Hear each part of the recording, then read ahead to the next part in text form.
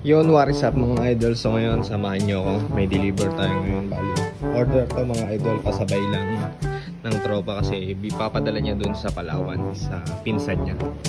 So syempre, checkin muna natin. Bago natin dinideliver yung sapatos mga idol, kina-check muna natin yan. Yan nga pala mga idol, meron tayo dyan free socks. Yan, Nike socks. Syempre, jean sole sticker. Yan tayo ng papel niya. Tabi lang natin dyan. Siyempre, check natin yung shoes. Baka mamaya may damage.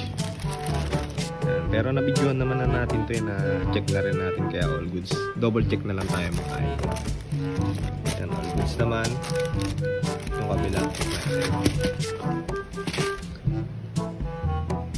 So all goods naman siya mga idol kaya padala na natin yung mga idol.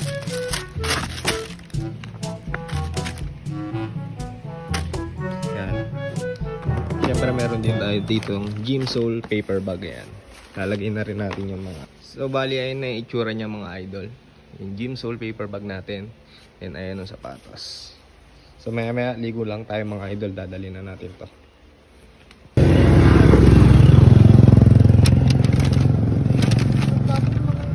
Ano po?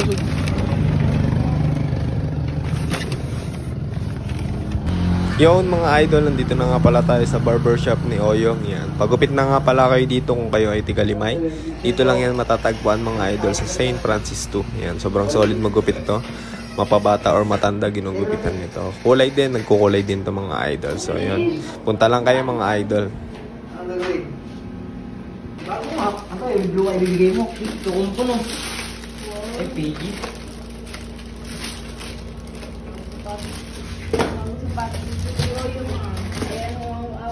So bali ayun mga idol, nakuha na nila, na-check na rin nila. So ayun mga idol, dito na lang. Salamat sa panonood nyo. Cheers!